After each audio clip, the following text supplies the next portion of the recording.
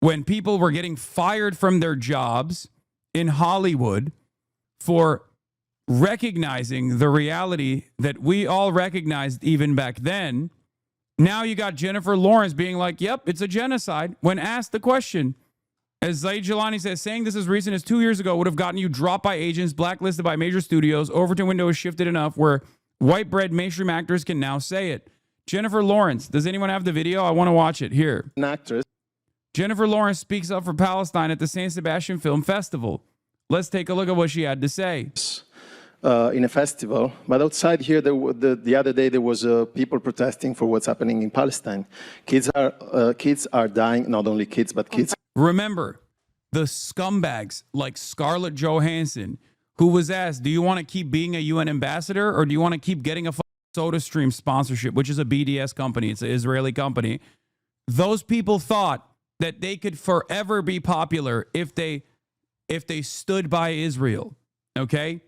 They thought, they miscalculated. They thought that as long as they maintain support, things are going to get better again. They were wrong. They saw how much support Israel got after October 7. They were confident that it would continue. It was Oxfam, not UN, sorry. They thought that they could keep up the censorship regime. They thought that they could keep contextualizing the violence that Israel was engaging in. Okay? The mainstream media thought they could keep up appearances in the same way that they had done so in previous Israeli sieges on the Gaza Strip. So many people did not exhibit the moral courage in that moment. So many people were utterly terrified of losing their jobs, and they either kept quiet or worse, stood by Israel, knowing full well that it was going to be a genocidal conquest once again. They were wrong. Kids are dying in Palestine, but also they're dying in Ukraine and in other countries. I would like to ask you how worried you are for the future of our kids and your kids. Thank you so much. I'm terrified, and it's mortifying. What's happening is no less than a genocide, and it's unacceptable. I'm terrified for my children, for all of our children.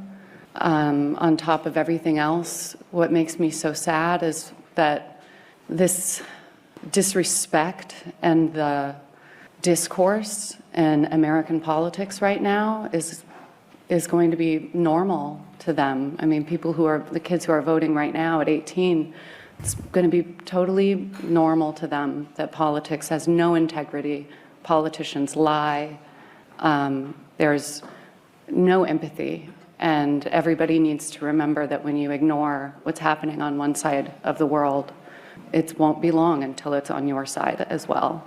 And I wish that there. She's a fan of the Blowback podcast. She read the New York Times op-ed that I wrote. Yeah, that's what happened. She saw that. She's a big fan of Amy Cesar. That's what it is. She's been reading Fanon. There was something that I could say, something that I could do to fix this extremely complex and disgraceful situation that breaks my heart. But the reality is... I don't think it's courageous to call it a genocide now. In fact, if they don't call it a genocide now, they will just lose their jobs and get boycotted by the people. I think that that Miss Rachel's statement on that was correct. It's getting to a point where you will be punished for not calling it a genocide. You will be seen as a genocide denier. We're not fully there yet, but like I said, every bit counts, okay? Every instance counts. Every time someone comes out with a prominent platform and says, this is a genocide, this is unacceptable, okay? It matters. Jennifer Lawrence said, Amy Schumer's choice to use her voice to speak for justice puts her under immense fire. I wouldn't say she navigates it so much as she throws her middle fingers up and walks away from negative comments like a gas station fire in a Michael Bay movie. That was on April 30th, 2024. Read this as a welcomed tide shift. Jennifer Lawrence was literally supporting the Nazi actors and comedians in the end of 2023 and the first half of 2024. I know. I'm not saying she's a Fedayeen. She's going to strap on the banner of the Popular Front for the Liberation of Palestine and get into the front of the flotilla, okay? Just take it in stride. Take it in stride. That's it. That's it. Wow, you mean to tell me that a rich, out-of-touch Hollywood actress has now read the room and realized that a statement that she would have made, such as this one, only a couple months ago would probably still cause so much backlash that she would literally lose her job? This is like Moist Critical, okay? You know how I say Moist Critical is my normie meter or my centrism meter? Like, this is like Moist Critical coming out and making a video and being like, guys, the McFucksticks over there in Israel are obviously doing a genocide, and we got to put a stop to it. It's like they're melting babies over there. I can't believe it. You know, I put my black t-shirt on instead of the white one today because I wanted to talk about the severity of the crisis at hand. Like, when you see that, when you see the Gaza situation is crazy YouTube video, know that things have changed so dramatically that people are no longer fearful. Okay? That's it. That's what it is. That's what this is. Because remember, use me as a measuring stick if you want to. For the last year, when I was saying this, the reaction from all the apolitical normies was, how dare you say this? You're a terrorist. You're a Islamist fundamentalist. You're a terrorist. Why don't you go and die in Gaza? Over and over again. Those cries have quieted down quite a bit, haven't you? Haven't you noticed? Why? Because those normies also have recognized that they were wrong, okay? What happened? Where are those at now? Where are those at now? Where are they at? I promise you, it's happening a lot faster than one would expect. It's happening even faster than I expected. I understand that change takes time, unimaginably long periods of time with tremendous amounts of torment. Okay? I said this. They went especially hard on you to preempt the wave change. Yeah, they did. They did. I don't even hate the that did that. Okay? As long as they now take it to the streets, that's fine. That's fine by me. Okay? Maybe others are not so understanding and I can't shit on them for it. Okay? I know plenty of you will never forgive and never forget. But I know that there are external pressures always, right? There's always external pressures. That's why you got to take these things in stride, okay? It is what it is. That's why I always told you, just keep your head down, keep pushing. Your cause is just. Here we are. And the same goes for everything that this administration is doing at the domestic level as well. It's not just about the genocide over there. It's about the fascism over here too. For the first 9 months of this administration, every single person in our immediate vicinity, in the space that we occupy, were so terrified of saying something because they were fearful of the repercussions. This created an environment where only right-wing voices were heard. That's why I was out here 1v25ing because the only people that spoke were right-wingers that said, this is all awesome. ICE deportations, sign me up. I'm going to do Pokemon hunts. And anyone that spoke out at that time would be pushed aside, would be fought back against, would get doxxed, would get harassed endlessly. So it created an asymmetry. You didn't get to hear, for the apolitical people on the outside looking in, it created this false sense of security and a false sense of popularity for right-wing ideals and right-wing values. I tried behind closed doors to talk to people, to say, look, you guys have to say something. I know you don't agree with this. You have to say something. They didn't because they were worried.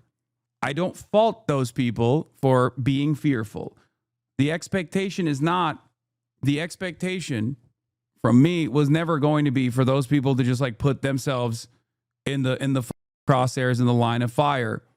But we are here now. So find that courage within you.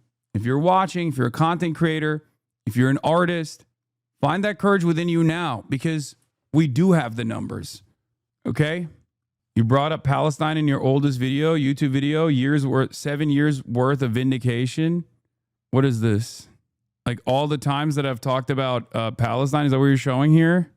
All the way back from like November 2018. Ilhan Omar wasn't being anti-Semitic with Noah Cohen. See, that's the funniest part about this, is that you go back, Palestine and more military. It's still the same, bro. It's me and Noah Cohen. It's me and Michael Jamal Brooks, my goat. Rest in power. It's me and Michael Treacy, which is crazy. That's a wild one. How long until do you condemn Hamas turns into do you condemn Israel? I literally said that it was going to happen. That's where we're at now. That's where we're at now. We're there now. I told you it was going to get there. That's why you had to take it in stride when these motherfuckers are making an ass out of themselves. Okay? Cementing their legacy as defenders of Israel by striking back at all of Israel's critics while simultaneously presenting themselves as the right way to oppose Israel. All of those people cemented their legacy. They were so proud of the videos that they made. They were so proud. What happened? Where are they at now? They're apologizing. That's where they're at. And if the FC... What is this? Now, of course, there's still a bunch of freaks out there. Make no mistake.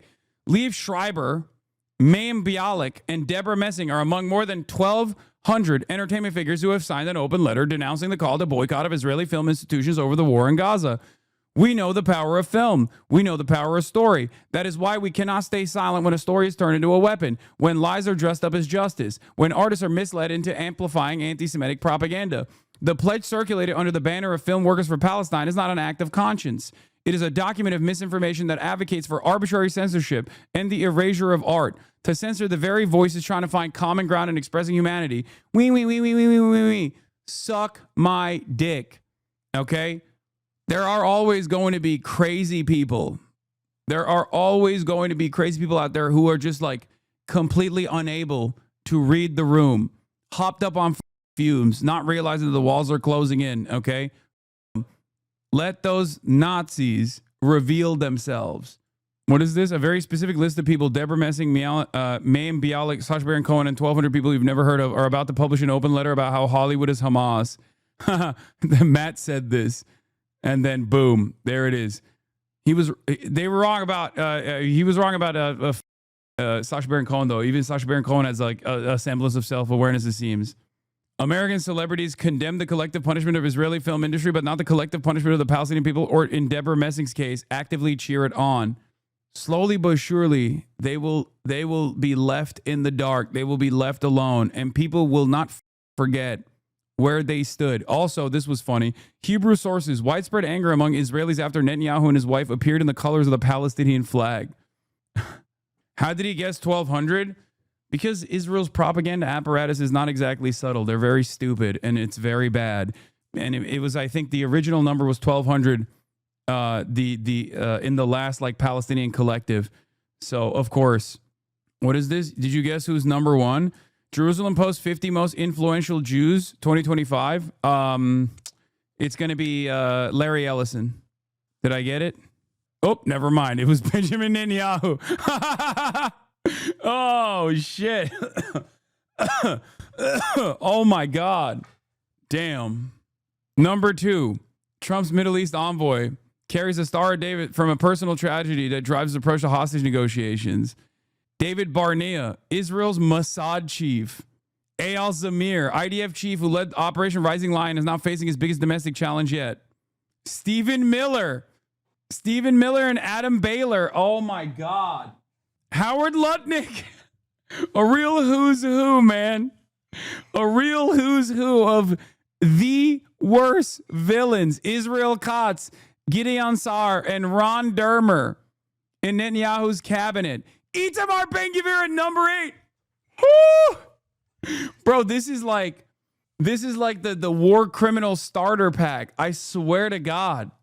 Google co-founder who fled Soviet anti-Semitism at age 6 has quietly donated $700 million and returned to AI development full-time for humanity's biggest challenges. Oh, no.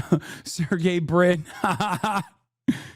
The team behind Wiz, 4 Israeli friends who met on a bus to IDF servers, built the fastest growing software company in history, and Google paid $32 billion for it. Oh, come on. Isaac Herzog, he's got no motion, dude.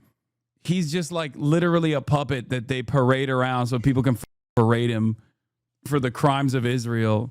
That's crazy.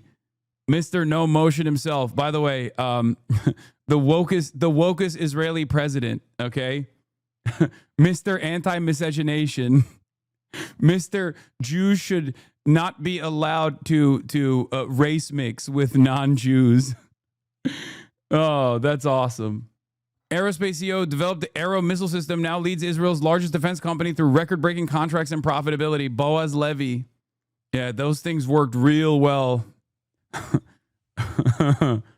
Anyway, Adam Friedland was robbed. I agree. 6 Jewish billionaires have quietly become the backbone of Israeli wartime funding and tech innovation, but their approaches couldn't be more different. Bill A. Packman, Michael Bloomberg, Larry Ellison, Michael Dell, Jay Colm, and Mark Benioff. The Air Force chief who eliminated Hezbollah's Hasan Nasrallah has restored Israel's air supremacy, but faces questions about one controversial operation, Tomer Bar. This killed thousands in Lebanon, by the way. Thousands. Benny Gantz and Yair Lapid. 2 opposition leaders are battling to replace Netanyahu's government, but their rivalry may be their biggest obstacle to forming a unity coalition. Dani Danon, my goat. 4 Jewish diplomats are defending Israel and fighting anti-Semitism on the world's most hostile stages, from the UN to European capitals. Dani Danon, this is a quilt made by Hamas terrorists in the halls of the United Nations. Terror babies have made this Hamas quilt. Look at this quilt. And then it pans over and it's just like children's drawings being like, give peace a chance. Dani Danon. Son of a Jewish father from Belarus, has become Vladimir Putin's most trusted administrator, running Russia's domestic policy. Dude, this is so funny. I love this list, man. They're literally like equal opportunity harm, okay? We love war. We love death. We love destruction. It doesn't matter if it's on the side of U.S. empire or against the United States as well, okay? If there is a party that is doing the wrong, we are on board with it. I love that. Oh, fuck. The education philanthropist has increased his foundation's budget from 24 million to 40 million euros, creating a lifeline for Jewish schools facing unprecedented anti-Semitism. It feels somehow anti-Semitic. Dude, this is the Jerusalem Post. Magen David Adom, CEO, who started as a volunteer at 15, revolutionized Israel's emergency response times through groundbreaking systems. Russell Robinson, the Jewish National Fund USA CEO, is building $350 million World Zionist Village in Beersheba while leading the most effective Zionist organization in America, the JNF, for those of you who don't know. Eric D. Fingerhut, the Jewish Federation's leader who raised $850 million for Israel emergency campaigns, has become the architect of North American Jewish community response. Oh my God, they got Lee Zeldin in here. That's crazy. 4 Trump officials are pushing the administration's agenda, while one wears a Star of David ring she never removes, even in the most sensitive diplomatic meetings. See, you said no girls allowed. Turns out Morgan Ortagus, there's a woman on there.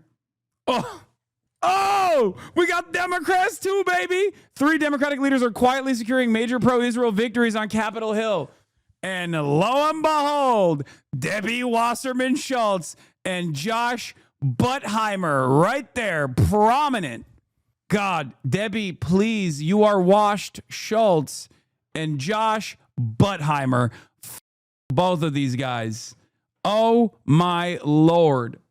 Including one breakthrough that could change how universities handle anti-Semitism. Wendy Friedman, the astrophysicist who measures the universe's expansion rate, is leading. I feel like this person just should probably feel bad to be included in this, because this is just like unironically an astrophysicist. I don't even know what her opinions are about whatever conduct Israel is engaging with, but like You really, when you have like a normal person on this list, you got to feel kind of bad. You know what I mean? You're like, wait, hold on. I'm a scientist. I don't want to be mentioned with these psychos. You know what I mean? It's just like random scientists catching. Oh, there it is. The Israeli-born physician who became one of the world's top 50 richest people has a controversial vision for the West Bank that divides even her supporters. Miriam Adelson. Also, you got to be pissed if you're Miriam Adelson and you're number 26 on here. Like, really? Debbie Wasserman Schultz got a call out before you? That's crazy. She dumped like $200 million. She is the number one reason why Trump is such a dick rider of Israel. Okay? That's crazy that they put her at number 26. She's washed. The 3 Jewish American business leaders under 50 are reshaping Hollywood and tech. David Ellison, Larry Ellison's son, Brandon Korf, and Adam Newman. With one seeking Israeli residency, another reinventing himself after WeWork. Adam Newman. 4 religious leaders shaped Jewish life from Washington's Capitol Hill to the criminal underworld peace negotiations to ultra-Orthodox resistance. 2 friends who started with a simple conviction 25 years ago have now facilitated the aliyah of 90,000 people from North America directly into the West Bank, by the way. Spearheading aliyah from North America and the UK. Yo, if I'm Rabbi Shmuley, I'm so pissed. They don't even have Amy Schumer on here. They don't even have Rabbi Shmuley on here. Where's Michael Rappaport? The goats. Yeah, by the way, her controversial vision for the West Bank involves making the region's 3.5 million natives, the Palestinians, Untermenschen. Interesting way of describing the permanent enslavement of millions of people. Yeah, she wants permanent annexation of the West Bank. Chuck Schumer in shambles. Yeah, because Trump called him a Palestinian too much. That's what it is. All right, I'm done with this. What a awful list of monsters, dude. Feder bitch robbed. He's not Jewish. This is the top list of Jewish people. So no Richie Torres mentioned, no Feder bitch mentioned. They can suck off all they want, but Jerusalem Post is not going to obviously put them in a list of the most influential Jews. Yeah. Oh, this is always interesting. Who is allowed to say this and who isn't? Larry Ellison, an American citizen who was given millions directly to a foreign army, the IDF, will now control CBS, Paramount, TikTok, and possibly CNN, as he also serves as the backbone of Israel's wartime funding. Yes, this is 100% correct. Larry Ellison was interviewed at a Friends of the IDF gala in Beverly Hills, of course, where he just straight up was like, I love Israel. Of course I have to defend Israel. It's like, you know, all the regular ultra-Zionist talking points that you've ever heard. And now that is going to control TikTok and CBS and Paramount and maybe even CNN. Fantastic. Special congrats to U.S. Debbie Wasserman Schultz and U.S. Representative Josh Gottheimer for making the Jerusalem Post top 50 list, singled out for their excellence in lobbying for Israel in D.C. Also, Gottheimer is not from Florida, but from New York. Infographic, the 6 companies that own almost all of the media. Disney, National, what is this? This is Redstone, who owns like CBS and until recently. Bob Iger, Disney, Time Warner, Jeff Bukes, Comcast, Brian L. Roberts. And by the way, the consolidation is continuing, for the record. And then News Corp, Rupert Murdoch, of course, and Sony with Kazuo Hirai. There's even more consolidation, of course, taking place. I believe there was an insane graphic that I saw online. I think it was from More Perfect US that said that in like the 80s or 90s, there were like 55 companies in American media, and that number has now been reduced to 5. It's not even 6, it's 5 in America. Sony is the only non-American. So is the Jews controlling the media gaining more shtick now? No, dumbass. Kaz Hirai was actually born in Buffalo. Yeah, in 1983, 50 companies controlled 90% of the U.S. media market. That number is now down to 5. The reason why I get so mad at the anti-Semitic trope, Jews control the media, is not only because it like obviously is telltale bigotry, telltale sign of fascist theory, but it's also wrong. These don't own these companies because they're Jews, dumbass. They own these companies because they're capitalists, okay? And all of the other CEOs under all of the other owners are also capitalists. That's it. Capital owners are aligned on one thing and one thing only: the continuation of profits. Richest person on the planet is Elon Musk. He's South African. Okay? Why is it that Elon Musk and Larry Ellison, who is Jewish, are directly aligned on every single issue? Even on Israel, even though Elon Musk is anti-Semitic, but totally aligned on Israel. How does that work? Why does that work? One must ask that question. Is it because of like Jewish mind control? Or do you think there's perhaps another reason? No, that's why it's so funny when like Nazis will be like, nah, he's a secret Jew. Or they'll say, oh, well, that person married a Jewish person. Or is secretly Jewish. Bill Gates probably is the funniest version of that. These guys just like, because of the overall refusal to recognize this from a materialist framework, the overall refusal to recognize this from an anti-capitalist framework, people would rather believe that like Bill Gates is Jewish because it fits with the Jewish control conspiracies than to recognize that there is no monolithic structure beyond class. And even then there can be obviously traitors of one's class as well. Very few in the billionaire class, obviously very few in the capital owning class, but can happen.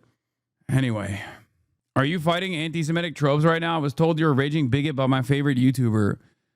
Your favorite YouTuber has probably leaned into anti-Semitic tropes a lot more in the process of calling me an anti-Semite, like saying all Jews are Zionists. Why the f are you anti-Zionist? That means you're anti-Jew, you're anti-Semitic. As though that would somehow change the equation, by the way. Like if virtually, it's a falsehood anyway, but if virtually every single Jewish person was like, I love Israel, I love what Israel is doing, what you think I would be like, oh, well, I guess I can't, I guess I can't actually criticize Israel any longer out of fears that I might be called anti-Semite. Like, what are we talking about?